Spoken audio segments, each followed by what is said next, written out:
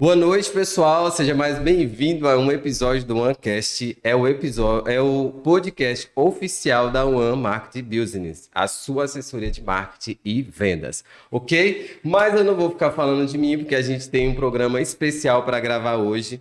Os 30 anos do Enigma. Você vai amar as histórias que a gente vai contar aqui. Você vai entender a transformação que esse colégio trouxe para a cidade de Barreiras. Vai conhecer a história de uma pessoa que é uma guerreira, que é uma empreendedora, que trouxe algo transformador para a cidade de Barreiras. Mas eu não vou apresentá-la, ela vai se apresentar, ok? Mas antes, se inscreva no canal, ative o sininho e ó, nós estamos em todas as plataformas. Sem mais delongas, eu vou te apresentar aqui, ó. Aide, Aide. Aide Teixeira Fernandes. Eu sou de Caetité, nasci em Caetité, no interior da Bahia. E muito cedo mesmo, aos 2 anos, eu fui morar em Salvador. E lá eu estudei, eu me formei em pedagogia na Universidade Católica de Salvador. E lá eu conheci muitos mestres, toda a história da educação e me apaixonei. Me apaixonei pela educação e resolvi seguir Segue adiante adiante. nessa proposta de escola, de educação, de crianças pequeninas, né? E vim para Barreiras. Mas antes de vir para Barreiras, eu conheci um grande nome na universidade. O nome dela era Gilda Riso. Gilda Riso, uma autora de livros de educação, principalmente de classe de alfabetização. E eu me apaixonei pelo processo de alfabetização que ela trazia, totalmente diferenciado do que nós costumamos ver. Até mesmo esses jovens que estão sendo alfabetizados agora, o processo de alfabetização há 30 anos introduzido no Enigma Júnior, ele ainda é inovador, ele ainda é transformador. Não há nenhuma escola que faça o que a gente faz. Então, eu fui para o Rio de Janeiro como sobrinha de Anísio Teixeira, que é sobrinha neta de Anísio Teixeira, que é um grandíssimo educador, patrono da educação da Bahia. As portas se abriram para mim no Rio de Janeiro, porque era de lá que ele estava, era lá que ele estava. Então, todos os educadores, todos os grandes nomes de educação conheciam Anísio Teixeira. E a sobrinha neta de Anísio Teixeira foi muito bem aceita, Ah, que legal. foi muito legal. E eu conheci Gilda Riso, que é autora dos livros, além de serem livros didáticos, ela também escreveu muitos livros para os professores, muitos, uma infinidade. Eu li todos os livros dela e já cheguei com tudo na ponta da língua. Chegou pronto do Rio de Cheguei Janeiro. pronta do Rio de Janeiro, já formada, tudo na ponta da língua. A conheci a filha dela, que tinha uma escola no Rio de Janeiro, e imediatamente eu fiz uma seleção e fui convidada a trabalhar nessa escola no Rio de Janeiro. Eu trabalhei 2 anos lá. Trabalhei recebendo salário como professora, como estagiária, e vivi 2 anos na cidade do Rio somente para aprender.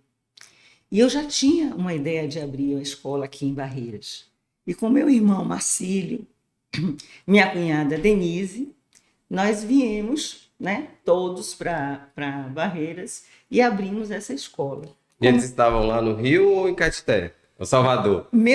Marcílio morava em São Paulo, eu morava no Rio e meus pais moravam em Barreiras. Nossa. Aí, como meu pai já estava morando aqui em Barreiras, meu pai foi nos ajudando nos processos, nos trâmites. E aí eu vim, logo 2 anos depois, e organizei tudo e fundei a escola, né? Nós temos parentes aqui, a família Borges nos deu uma força muito grande, e nós abrimos essa escola com 12 alunos, com toda a proposta e metodologia da Gilda Riso. E desenvolvemos um trabalho lindo, e até hoje esse trabalho é desenvolvido. Então, teve muitas modificações na educação, mas o processo de alfabetização continua o mesmo, e a gente consegue fazer com que a criança tenha uma leitura real a partir de palavras significativas, o próprio vocabulário delas. Elas são as protagonistas e o professor ensina eles a lerem através daquilo que ele quis, daquilo de onde partiu a vontade do aluno, do interesse do aluno. Então, a gente consegue montar uma cadeia de estímulos bastante integrada e bastante significativa e que o aluno aprende a leitura real no estalar de dedo. Nossa, que maravilha. Quando o Davi esteve aqui, ele falou que vocês no Enigma se preocupam com esse protagonismo. Você acabou de falar essa mesma questão, né? O protagonismo do aluno. Como que você... Explica pra gente melhor como é que funciona esse processo. Por exemplo, nós estamos trabalhando com um determinado projeto sobre insetos, né? Então, eles estão estudando as ciências, os insetos, os invertebrados, tal, de repente eles se encantam com a formiga. Ah, eu quero aprender a palavra formiga. Então, a gente lança a palavra formiga. No nosso controle de alfabetização, nós temos que lançar uma palavra do A ao Z. E formiga, a gente já lançou a letra F.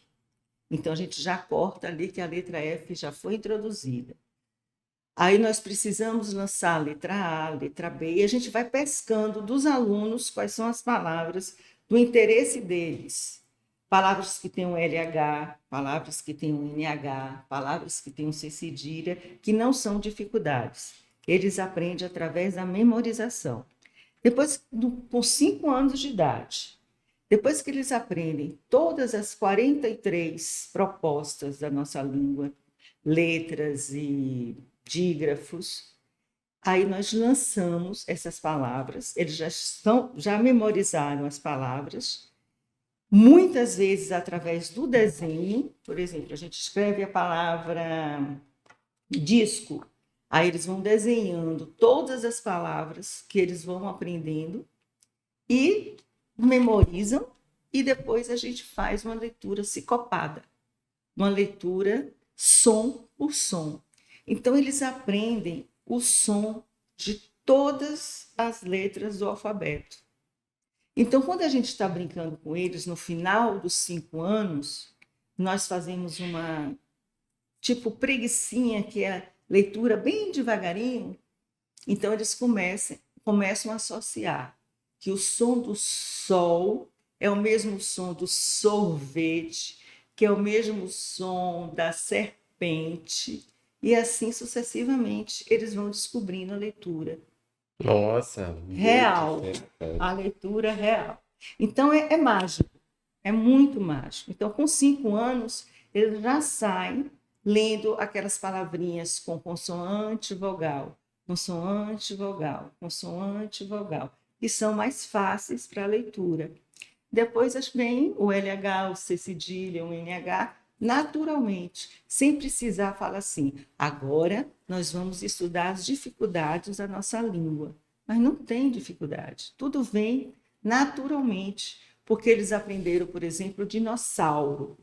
Toda criança adora dinossauro. Sim. Eles trazem o brinquedo de dinossauro. Sempre dinossauro está no vocabulário básico deles. Então, dinossauro tem 2 S's. Então, quando eles veem dinossauro com 2 S's e veem vassoura com 2 S's, eles já fazem associação.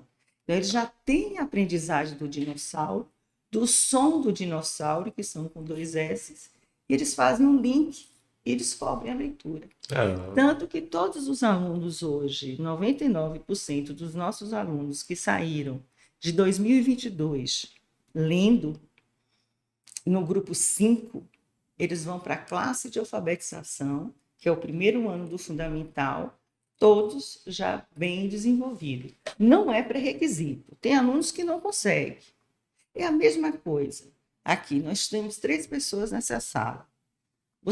Eu comecei a andar com 1 ano, você começou a andar com 1 ano e 2 meses, ele começou a andar com 9 meses. Hoje, você sabe quem andou primeiro aqui? Ninguém sabe. Então, lá na frente, um deu um estalo antes, outro vai dar um estalo daqui um pouco, o outro vai dar um estalo mais na frente um pouquinho. Então, a gente não tem essa pré-requisito para chegar no primeiro ano todo mundo lendo. Entendeu? A gente tem esse cuidado. E os pais ficam... Eles adoram. Eles ficam maravilhados. Ainda tem uma festa no final do primeiro ano, que a gente não faz a formatura. Eles não estão formando em nada. Mas eles fazem um livro de todas as atividades, de todas as propostas que foram feitas durante um ano, feito por eles, e a gente edita esse livro e entrega para os pais através de uma festa, de um musical, uma festa cantada, dramatizada, com poesia, com teatro, música, e a gente faz esse grande encerramento da classe de alfabetização. E é a minha paixão. Pois é, né? É a Você é minha apaixonado pela alfabetização, essa parte inicial, esse processo. Eu trouxe esse processo de alfabetização, porque eu aprendi diretamente com Gilda Riso, eu aprendi com ela, dentro da sala de aula, ela me ensinando, fazendo todo o processo, aí eu trouxe para cá, multipliquei para 2 grandes coordenadoras, que é a Janaína e a Ana Hildes, e elas multiplicaram para outras, e essas outras multiplicaram para as outras, e nós temos muitas alfabetizadoras, excelentes alfabetizadoras na nossa escola. E é essa parte inicial que faz 30 anos, né, esse ano. Essa parte inicial faz 30 anos. E ainda mais, Thales, com a alfabetização na pandemia, nossos esforços foram tão grandes, foi muito difícil, e mesmo assim a gente conseguiu turmas lendo 80%. Como é que você trabalhou esse processo? Porque ele é um processo bem íntimo, assim, bem intimista, né? Como é que você conseguiu trabalhar isso na pandemia? Através da tela e através de reforço também. Quando a gente sentia que o aluno não estava muito bem engajado, a gente chamava. Quando aquela mãe permitia, a gente chamava ele na escola e dava um reforço, ele voltava para a tela e voltava para a escola, que o reforço escolar já estava mais ou menos liberado, né? Então, a gente conseguiu fazer um bom trabalho, até mesmo no período de pandemia.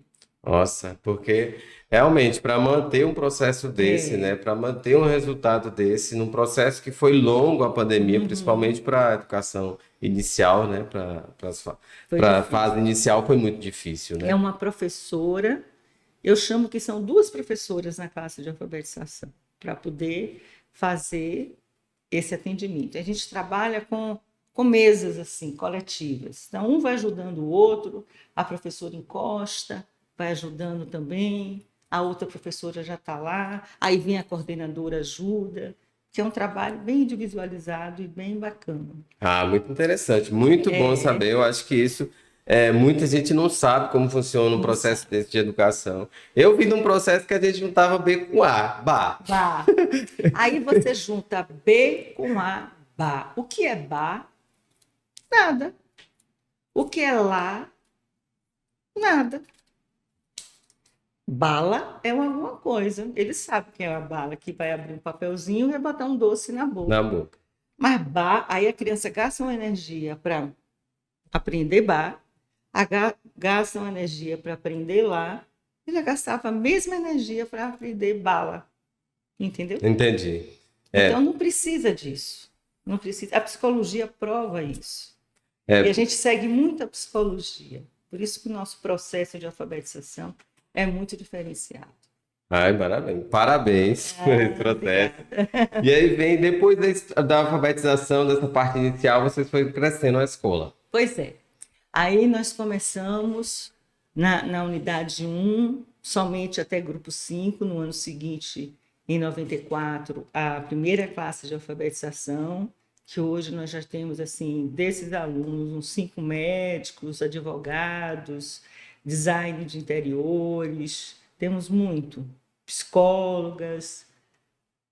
E depois formamos a classe de alfabetização. Da classe de alfabetização era a antiga primeira série. E a escola sempre busca inovar de acordo com a lei.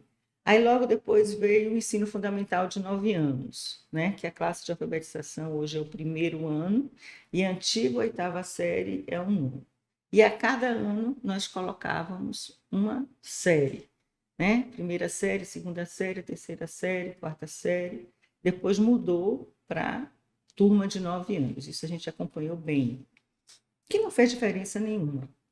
Porque A quantidade de classe é a mesma, só mudou a nomenclatura, coisas do governo, né? Eles dão conta lá, não dão conta em alguma coisa, aí passa para a gente também e a gente faz igual. Então, em 2009, algumas universidades já aderiram. Aí foi aumentando, muitas já estão. Até a escola, até a universidade particular aderiu o novo exame para entrada nas universidades. Aí o que aconteceu? A gente teve que modificar também todo o nosso sistema de ensino, né? Uma interdisciplinaridade, uma contextualização, as áreas do ensino, linguagens, que é português, redação, literatura, educação física e arte, ciências da natureza, física, química e biologia, a interseção dessas disciplinas. Você não sabe, muitas vezes, numa questão do Enem, se você está fazendo uma questão de biologia, uma de física ou de química, não sabe. Então, esses nossos alunos hoje, com o nosso material bastante arrojado, que é do Sistema Farias Brito, ele traz exatamente uma proposta bastante interligada às propostas do ensino nacional, do ensino médio, que é essa interseção, que é essa leitura de mundo, do cotidiano do aluno, é uma energia, uma conta de energia que é tão simples que eles estudam no Fundamental 1, ou uma pesquisa feita através dos políticos, como é feita essa matemática, entendeu? Então, isso tudo está muito interligado. E a linguagem, a gramática, a gente estudava de forma sincopada. Não, hoje a gente estuda a gramática dentro de uma poesia, dentro da literatura, dentro de um texto dissertativo, e assim a gente vai desenvolvendo de acordo com o que o exame está pedindo. E cada vez mais é mais e mais difícil. E mais concorrido. E esse novo ensino médio, né, vem com essa mudança. E eu estava conversando esses dias, até na época que o Davi também veio, ele explicou bastante para a gente como funcionava esse novo ensino médio.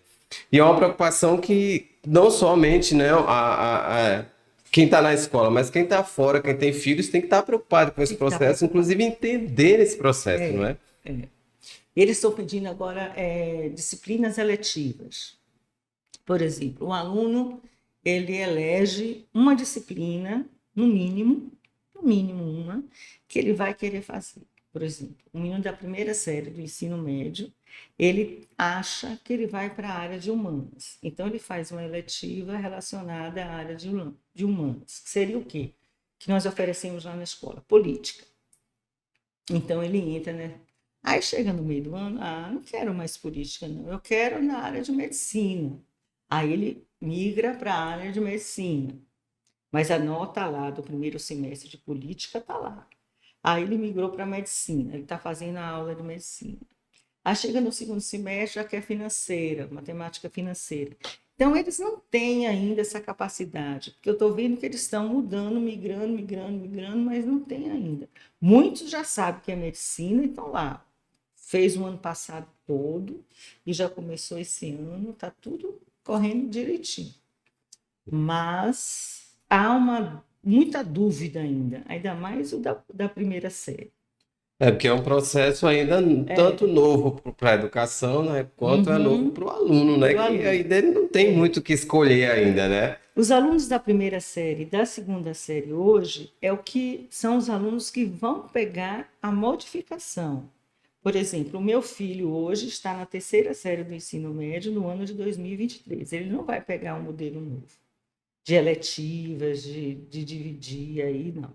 Ele vai pegar o modelo antigo, quer dizer, o último modelo. Então, a gente já está preparando os alunos da primeira e da segunda série para um novo ensino médio. Isso. É muita mudança, é muita coisa. É muita coisa. O governo exige muito. Exige para eles, né, para as escolas do governo, e exige mais para as escolas particulares, né? Que interessante. E 30 anos, um processo que você já viu muito, assim, mas você olhando para trás, assim, qual as histórias que te marcou, assim, né? No Enigma, na educação, o que que te faz querer ter... Você quer ter mais 30 anos? Eu quero. Então, Eu dessas quero. histórias aí, o que que você acha que faz com que você continue? Que a escola humanizada, que nós temos uma escola bastante humanizada, com projetos sociais, a gente quer sempre trazer a família para dentro da escola, com projetos de esportes, com projetos de artes. Então, é isso que me faz, né, feliz dentro da escola, além de ver os alunos de uma forma, assim, aprovação do aluno, a festa de aprovação do aluno, para a gente é muito intenso.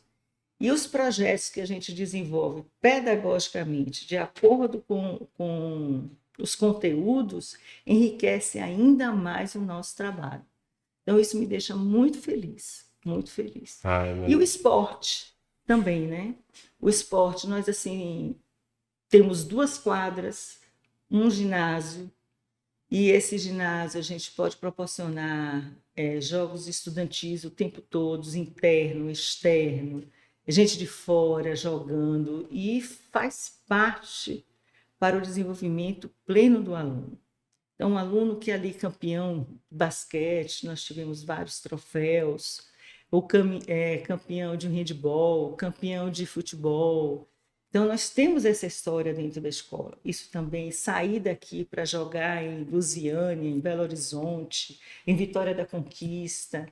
Então, é uma satisfação muito grande. Ah, imagino, com certeza, com certeza. Trazendo ou não os troféus. A gente traz muito troféus, mas também a gente perde. Sim, como tudo. Mas a participação é muito interessante. Então, os projetos, de maneira geral, ele fecha, né? Eles fecham e a gente consegue manter um nível muito bacana de, digamos assim, o emocional do aluno muito bem equilibrado, pela importância do esporte dentro da escola, da nossa escola. Ah, isso é muito bom. Hoje, nós temos, eu fico imaginando, porque hoje meus meninos, eles começaram a ir para o esporte, então eles chegam em casa contando mil histórias e querem participar, querem ir para o jogo não sei aonde. Eu fico imaginando os alunos, porque o meio, né, quando tá todo mundo junto ali,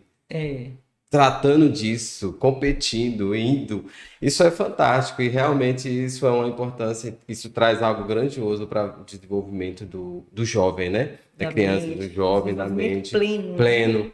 E a gente está falando de educação, de método e tudo, mas isso tudo a gente lembra mais disso, né? Na verdade, na escola. É verdade. A gente lembra né? Da nossa escola lá, até campeonato de baleado. Eu participei e era o que eu mais lembro. Não, é muito interessante. Esses memoriais, né? A gente acaba criando memória na criança. Eu estava falando com um colega meu essa semana e ele falou assim: sabia que esse ano, eu disse para minha esposa assim, esse ano eu quero construir memórias. Eu achei fantástico, assim, sabe? E a escola, ela traz isso, né? Se a escola tiver essa preocupação, ela é praticamente um memorial de um homem e de uma mulher. É isso mesmo. Daí você falando disso é algo interessante e continue nesses 30 anos criando esse memorial. E que os alunos sejam felizes, né? Felizes, isso. Felizes dentro da escola, com aprendizagem, com processo de aprendizagem. Agora mesmo na 3ª série, nós fizemos uma reformulação muito interessante. Eles estão muito engajados, já começaram com simulado domingo agora, e já vão fazer mais simulado domingo que vem, então eles estão muito preocupados, muito engajados. Cada ano que passa, né, Salles, a preferência por medicina é muito grande. Muito. Mas a gente não valoriza tanto, não só a medicina. Eles têm interesse por direito, eles têm interesse muito por arquitetura, design. Então, a gente está aqui para orientar esses alunos. Design de interiores está em altíssimo também. Tá, é uma área que tem crescido. A cidade de Barreiras tem aberto essa visão, né? A Ela gente tem vê, né?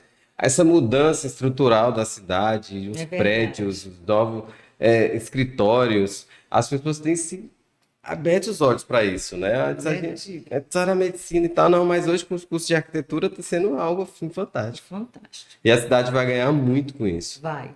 Muito. É uma cidade universitária, né? Daqui a pouco a gente vai ter todo mundo. Eu tava conversando com uma pessoa essa semana, ele falou assim, cara, ano que vem eu quero formar uma equipe para mim só com jovem.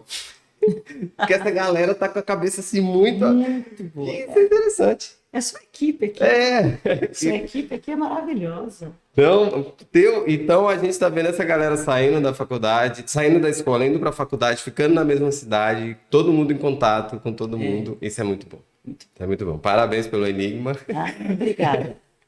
E você ganhou o título de cidadão barreirense, né? Conta essa história aí pra gente. Pois é. Nossa, eu ganhei de um grande amigo, Rui Marques. Infelizmente, ele não está mais conosco. O Covid o pegou.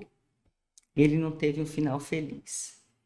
E ele foi um vereador muito atuante e me convidou e eu fiquei assim super lisonjeada.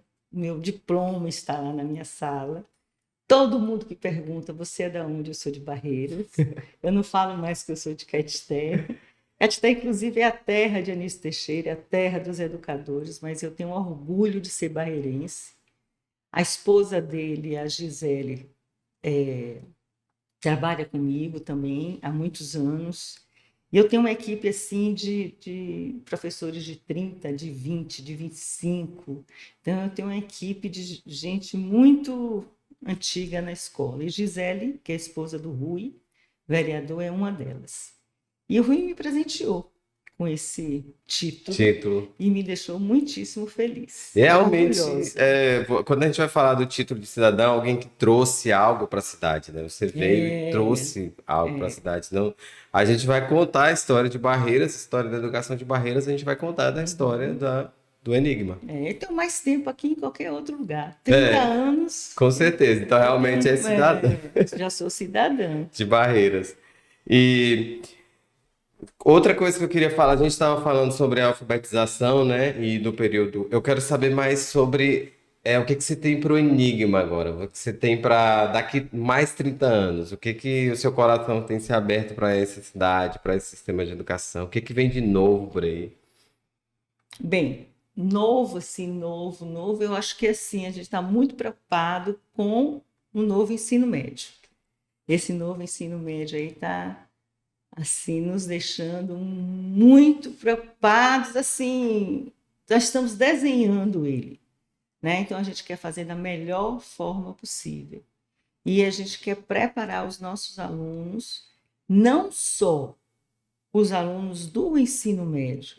O aluno do nono, ele já é pré-médio. O oitavo, o sétimo, o sexto, porque o nosso material ele já traz essa interdisciplinaridade contextualizada. Então, a gente está preparando esses alunos desde o ensino fundamental. Por exemplo, um aluno de ensino fundamental do segundo ano, ele já tem aula de redação. Segundo ano, 7 anos. Ele tem uma professora de redação que entra lá uma vez por semana, que ele tem que fazer texto, que ele tem que corrigir, a professora corrige o texto, ele faz refacção 1, 2, 3 vezes se precisar. Então, a gente já está nessa pegada desse novo ensino médio. O aluno de terceiro ano, ele já tem também uma disciplina, segundo, terceiro ano, de desenvolvimento emocional, para que esse aluno se aplique todas as emoções dele dentro da escola de aula. Nós temos uma preocupação também com a alimentação desses alunos. Por exemplo, nós temos alguns alunos autistas. Esses alunos autistas eles não podem estar comendo qualquer coisa. Então, a gente orienta os pais que os achocolatados, que os alimentos energéticos já prejudicam um pouco eles, que eles têm que fazer uma alimentação mais saudável. Então, a gente tem, assim, do início lá da educação infantil até o ensino médio, uma preocupação com a alimentação dos alunos. Então, é um todo, é um todo, é um todo. Não é só a parte acadêmica, entendeu? Entendi. É uma parte totalmente ligada com o desenvolvimento pleno dos nossos alunos. Isso é muito interessante, porque É, você dá aos pais uma certeza, né? Algo que ele pode contar ali, que não vai ser caminho, só, né? Você tem você não vai precisar que esse pai apenas pense nas aulas. Ele pode ter isso. a preocupação que o filho dele vai aprender mais um pouquinho, né? Outra coisa também, por exemplo, o inglês. O inglês no ensino, no exame nacional do ensino médio, eles pedem apenas 5 questões. 5 questões fáceis. Então, a nossa preocupação não é que ele faça só esse exame. Aí nós colocamos, da educação infantil, a partir de 2 anos, uma sala só para inglês, com a professora que morou nos Estados Unidos 18 anos, que é professora, e que todos os alunos passam por ela 3, 4 vezes por semana para estudar 50 minutos de inglês. Então, de uma maneira bastante lúdica, uma plataforma totalmente inovadora, que é do Rhythm Solution, e que vai até o ensino médio, essa proposta de inglês. Então, é uma segunda língua. Não é uma escola bilíngue, porque metade do tempo, que se fosse bilíngue, metade do tempo do aluno era inglês e metade do tempo era em língua portuguesa, mas não é. Então, nós oferecemos mais de 50 minutos por semana. São 3 aulas de 50 minutos, 4 aulas de 50 minutos, porque os pequenininhos já não conseguem ficar muito tempo, então a gente vai reduzindo. Então, a língua inglesa, para a gente, não é também só para o Exame Nacional do Ensino Médio, é para formar o aluno cidadão para o mundo. Também tem essa preocupação. Então, a gente prepara o aluno para o Exame Nacional do Ensino Médio, a gente prepara o aluno para o mundo de forma bastante tranquila e através dos nossos projetos pedagógicos, né? De humanização social e de, por exemplo, metodologia científica. Nossos alunos, a partir do 8 anos, estudam metodologia científica. Então, eles têm que pesquisar, eles têm que escolher um tema, eles têm que desenvolver uma tese, né? Eles têm que fazer uma apresentação. Isso começa no primeiro dia de aula e no último dia de aula a gente encerra aquela disciplina numa banca examinadora. Olha, já estão fazendo uma tese, já tá... Exatamente. E eles buscam assuntos assim interessantíssimos, como lixo no espaço, eles buscam sobre o lixo descartável, eles buscam muitas coisas interessantes. Então, isso já é paralelo ao projeto do Exame Nacional do Ensino Médio. É um projeto para a vida, né? E a gente tem essa preocupação. Tem uma preocupação importantíssima, porque às vezes a gente imagina só a nota e não é. E não é. E às vezes é isso que vai fazer com que eles escolham outras áreas, porque eles vão se preocupar com outras formações, com outros conteúdos, né? Realmente, medicina é uma área que a gente tem tido muito, as pessoas estão querendo muito. Mas isso é algo que talvez deslumbrou desde o início, né? Porque você tem várias outras áreas hoje, apesar de que um monte de criança hoje quer ser youtuber. Ele está na área digital. Da área digital, querem fazer vídeos, querem... Então, eu tenho ex-alunos aí que estão na área digital que estão ganhando muito dinheiro mesmo. Eu estou muito satisfeita. Não porque depois a gente teve os meninos aqui que estavam aqui hoje falando sobre, eles são de medicina e eles estavam querendo fazer um podcast, né? A gente falou, provavelmente quando vocês terminarem o curso, o podcast nessa área tá bombando tanto que vocês nem vão querer ser médicos.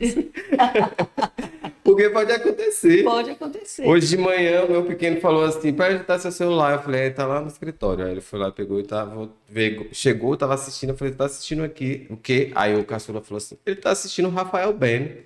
Rafael Ben é um cara que tem curso ensinando a fazer vídeo para o Instagram. Aí eu falei, não é possível que vocês estão essa hora assistindo. Não, é que eu quero aprender a fazer um vídeo assim. Eu falei, olha que interessante.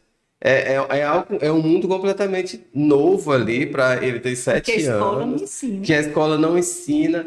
E aí é algo que eu até não sei se é uma preocupação sua, mas essa parte digital, incluir isso no processo de educação. Até para um processo de, se não for, é uma sugestão, que para aprender a utilizar, né? Porque nessa pandemia, nós introduzimos todo o processo digital na escola, porque fomos obrigados, né? Aprendemos.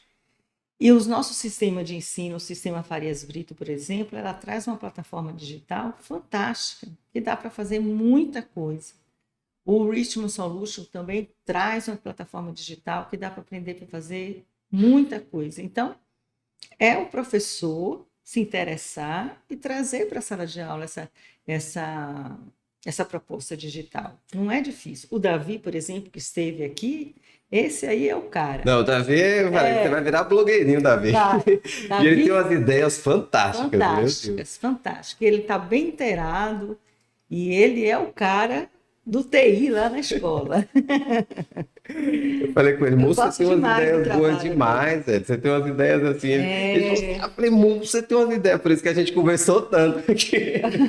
Aí eu virei para ele e falei assim, Davi, e esse simulado de domingo, como é que a gente vai fazer a correção, TRI?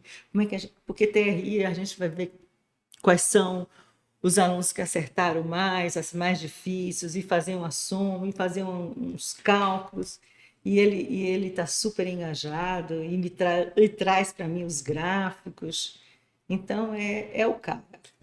Porque é todo um processo, porque às vezes você vê uma criança dizendo assim, eu quero ser youtuber, né? Mas ela não sabe que ela precisa de todo um processo de educação, que ela precisa de matemática para analisar gráficos, analisar resultados. Então, às vezes, esse processo, eles estão indo atrás de algo, esquecendo do principal, que seria a base para quando chegar lá na frente, eles conseguirem desenvolver um trabalho muito grande. Nossa matemática a gente divide também em várias frentes, justamente para poder ajudar. Por exemplo, matemática, a geometria, o raciocínio lógico, a matemática pela matemática mesmo, justamente para eles poderem entenderem lá com física. Então, está tudo muito ligado, entendeu? O processo, o raciocínio, para poder entender uma fórmula de física, de química. Então, a gente tem que ter... O novo ensino médio faz essa ligação o tempo inteiro. Ah, que maravilha. E nesse mundo de 30 anos, teve muita dificuldade ou não? Como é que foi? Como é que você se vê hoje, assim, dizer assim, nossa... Teve muita dificuldade.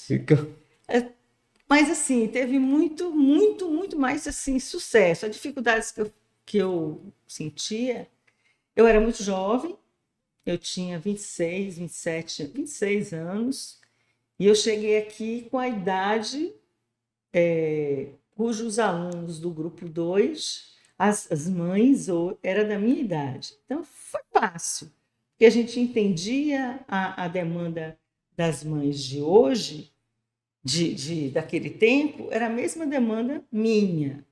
E hoje eu percebo que as mães de hoje, como elas são muito mais novas, até falo, seus filhos é como se fossem até netos meus, dariam até para serem netos.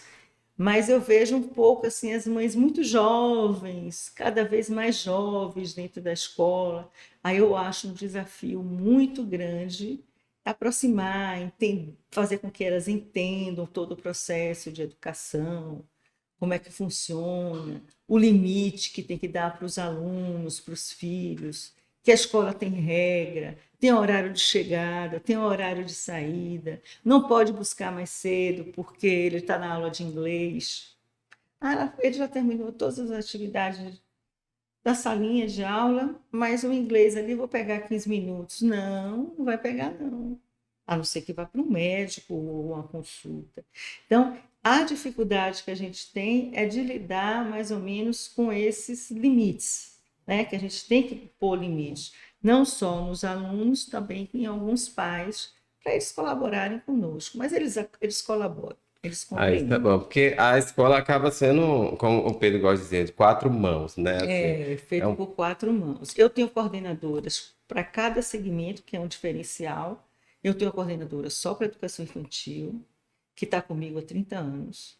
Eu tenho uma coordenadora só para o Fundamental 1, que está comigo há mais de 20 anos.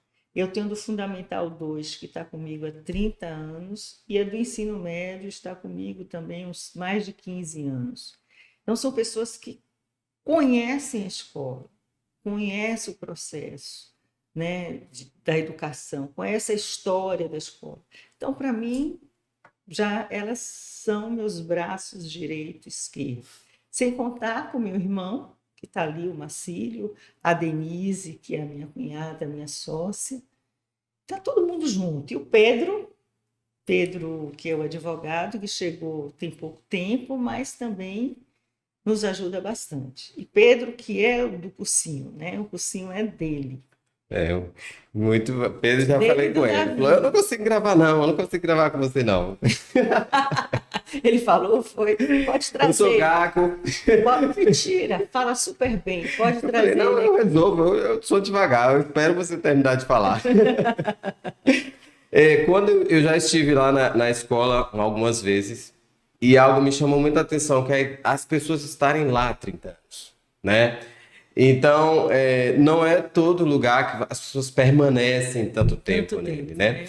O que você diria que é o enigma, na sua visão, para que essas pessoas estejam lá há tanto tempo? Eu acho que é família, amor, respeito.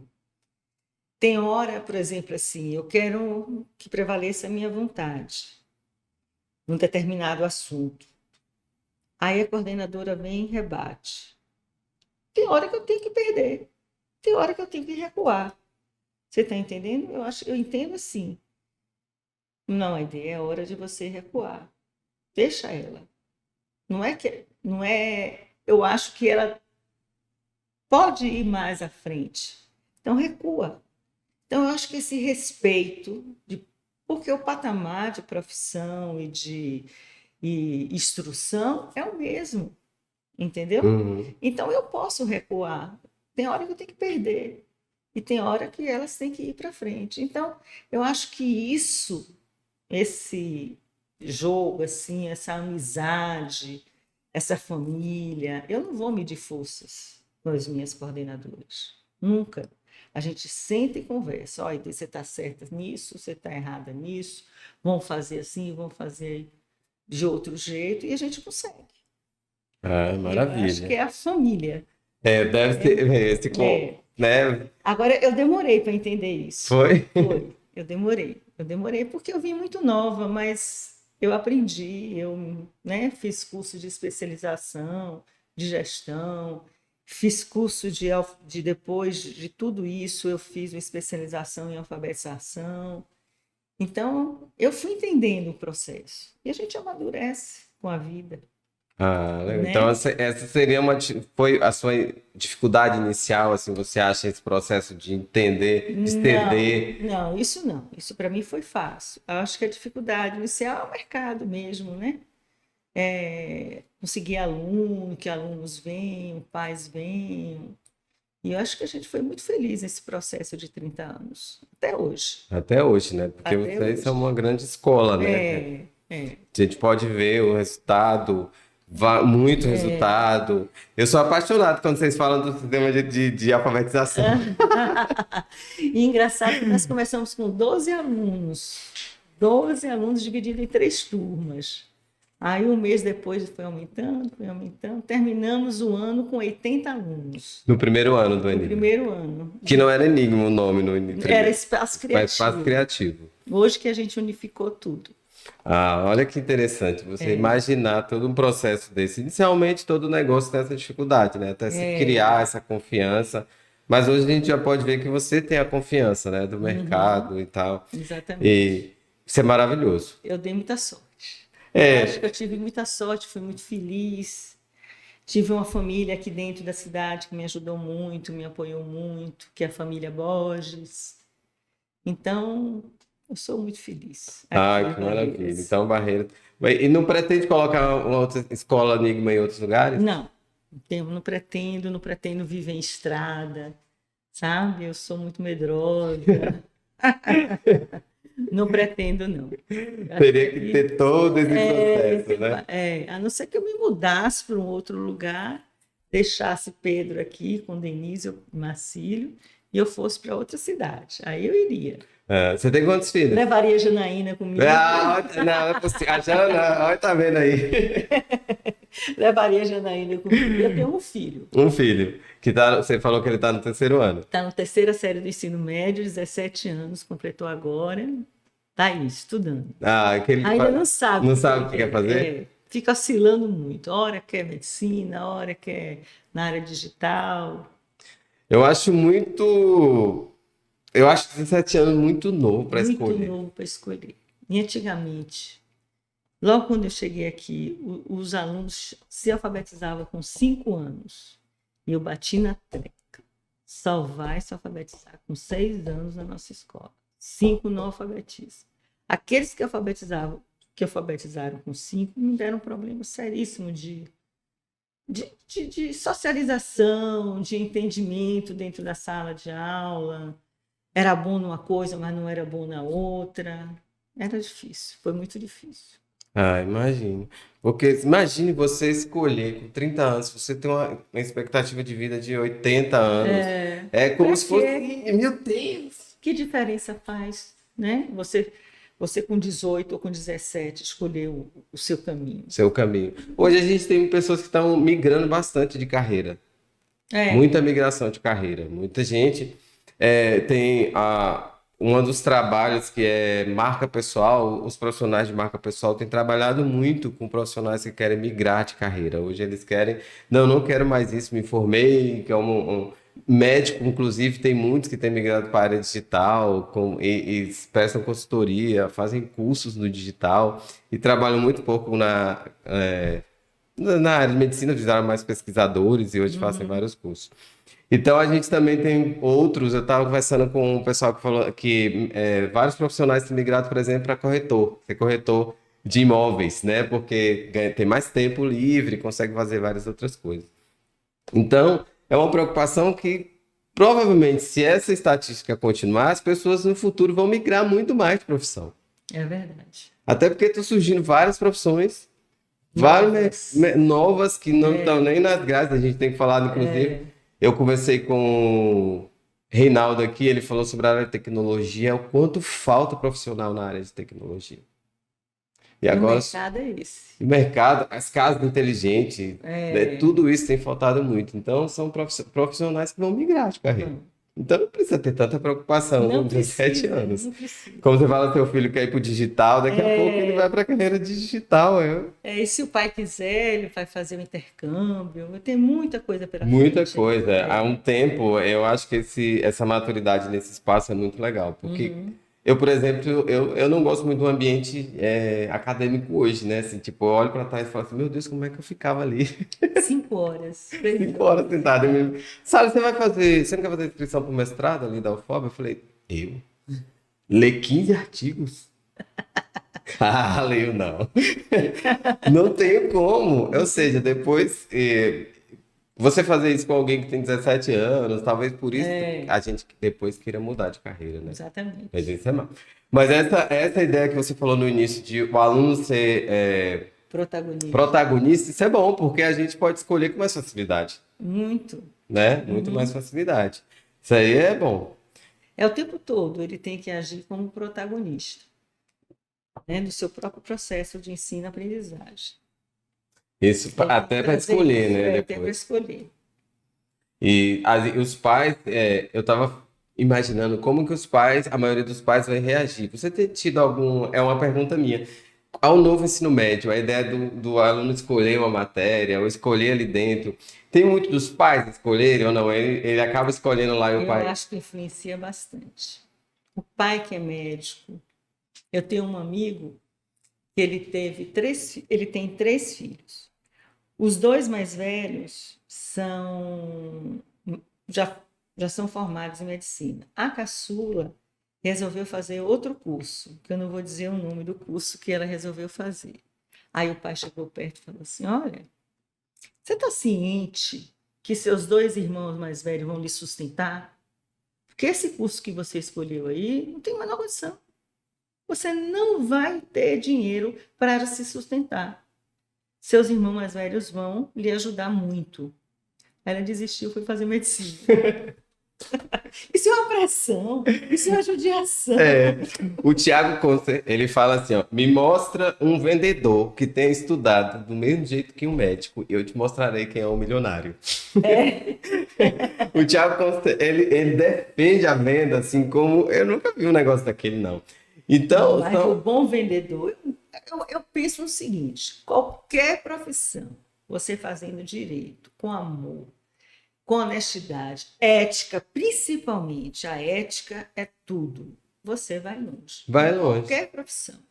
Veja, Então não precisa ser médico, não precisa ser advogado, pode ser qualquer profissão, né?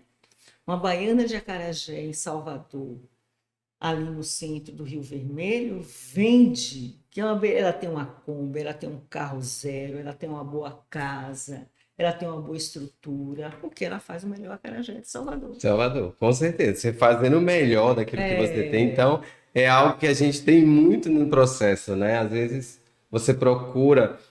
Quando eu fui escolher, acabei fazendo o curso que eu não queria, né? Porque não tinha opção aqui de curso na época.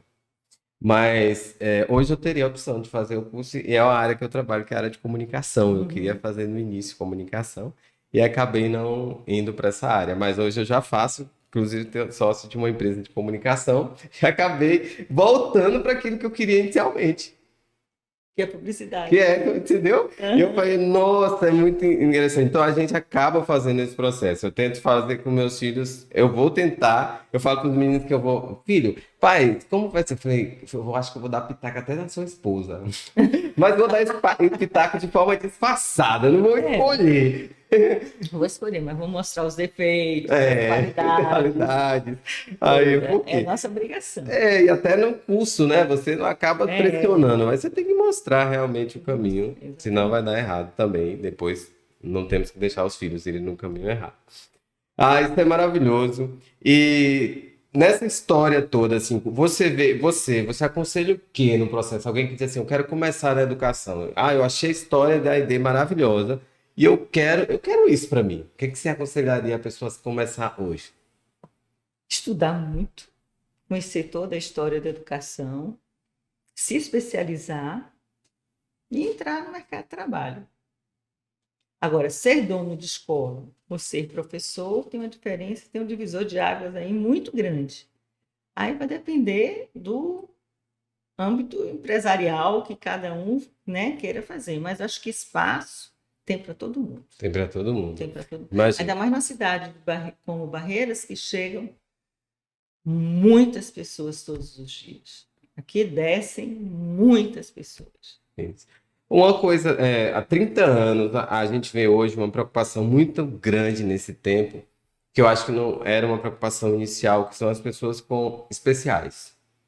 Você já me falou que lá tem autistas, né? Tem os autistas, nós temos crianças especiais, nós temos crianças com transtorno. Aí como que a gente trabalha? Nós temos psicopedagoga. A psicopedagoga, ela está em cada unidade de ensino, em cada segmento. Então, tem uma na educação infantil, uma no Fundamental 1, uma no Fundamental 2 e médio. Então, o que acontece? Para mim, as especialistas, as pós-graduadas, porque eu sou especialista em alfabetização, mas agora eu não atuo na classe de alfabetização. Então, a professora que está atuando na classe de alfabetização, ela é especialista em alfabetização. Então, ela lida com todos aqueles alunos todos os dias. Então, ela percebe determinados comportamentos. Aí, ela encaminha para a psicopedagoga. A psicopedagoga observa esse aluno, não dá diagnóstico nenhum, mas percebeu também a mesma coisa que a professora percebeu. Aí nós chamamos os pais e pedimos uma avaliação neurológica do médico. E o médico vai dizer que caminho que a gente vai tomar. O psicólogo vai dizer que caminho que a gente vai tomar. A fonoaudióloga. Então, tem que ter uma outra equipe multidisciplinar por fora desse processo, que seria a fono, que seria a psicóloga, por conta dos pais, né? Que seria uma outra psicopedagoga. Aí ela procura esse leque de especialista. O primeiro é um neuro, para avaliar o filho dele e para saber que caminho que a gente vai tomar. Por exemplo, nós fazemos uma avaliação de matemática numa mesma turma com diferentes níveis de aprendizagem. 3, 4 níveis de aprendizagem. Vai depender daquela orientação que nós recebemos da equipe multidisciplinar que veio de fora. Entendi. Mas que a psicopedagoga é a chefe desse setor. Assim, olha, com fulaninho você vai fazer assim, assim, assado, com outro você vai fazer assim, assim. E altas habilidades também, nós temos muitos alunos com altas habilidades. E você também faz esse trabalho com eles de forma De formas diferenciada. diferentes, Tem uns alunos superdotados que também precisam de um acompanhamento. E cada aluno desse precisa de um auxiliar. Então, não é um desafio. Porque a gente tem. Eu vejo que a gente se preocupa muito com os alunos especiais, devemos ter essa preocupação, e com deficiências, né? Mas assim, a gente ouve falar muito pouco sobre os alunos que têm que são superdotados. A gente acaba se preocupando um pouco, mas se a gente tratar de forma. Não dá para tratar de forma igual também, né? A escola também tem que ter essa preocupação. Aí a gente faz um trabalho praticamente individualizado. Uma pessoa, um profissional, um estudante de pedagogia, geralmente, a psicopedagoga orienta ela e ela faz um trabalho com aquele aluno. Nós temos alunos de 3 anos de idade que andam com o livro por debaixo do braço, que lê, e ninguém nunca ensinou ele a ler, e ele lê. Então, ele é um autodidata. Um grande potencial. Nossa, isso é incrível, né? É incrível. Eu acho fantástico essas diferenças, assim, né? E você que tem trabalho na educação deve ser isso o tempo todo. O tempo todo. E tem que lidar com isso o tempo todo. Esse é o nosso grande desafio. E cada vez mais vem aparecendo esses. Porque agora, felizmente, Thales, nós temos assim, profissionais que conseguem enxergar o diagnóstico. Que há 30 anos atrás a gente não tinha essa equipe multidisciplinar aqui em Barreiras. Então, hoje é mais fácil porque a gente tem. Agora, o poder aquisitivo dos pais tem que ser médio alto para poder bancar isso tudo. Todo esse processo. Todo esse processo. Que ainda que tenha algumas obrigações do setor público, ela vai ser sempre carente em relação à necessidade, né? E o que nós temos na escola é para indicar, nós não podemos, o pedagogo, de um psicopedagogo, pode dar o diagnóstico, embora já sabemos. Entendeu? Entendi. Embora já sabemos, mas não podemos assinar. Então, quem assina é o médico. Maravilha, isso é muito bom. E é muito interessante ouvir a história, muito interessante ouvir a sua história nesse processo todo. A história da educação do Enigma nesses 30 anos, e com certeza haverão mais 30 anos. E eu deixo espaço para você agora poder falar algo que você queira trazer, algo que você queira. Pode falar com a sua equipe, pode falar. Você tem espaço agora, caso eu não tenha te perguntado alguma coisa aqui. Motivos para comemorar os 30 anos, né? Porque foram 30 anos de trabalho árduo, trabalho prazeroso também, desafiador e uma história de vida para muita gente, não só para mim, como para os meus sócios, para as coordenadoras, Janaína, Ana, Eudira, são pessoas que estão ali comigo, a secretária da Xerox tem 30 anos, entendeu? Então, são pessoas assim que eu só tenho que agradecer. É uma gratidão que eu tenho por cada um deles. Ok. Cada um deles, por estarem comigo até hoje. Ah, valeu, obrigado. Obrigado, Aide. Obrigada a Sucesso nesse você. novo tempo, nesses novos desafios. E que o Senhor te abençoe, que você consiga Amém. transformar a vida de várias pessoas através da Amém. educação, como tem Amém. acontecido até hoje. Com o coração aberto, com muito amor, a gente consegue sim. Ah, ok. Valeu. Valeu!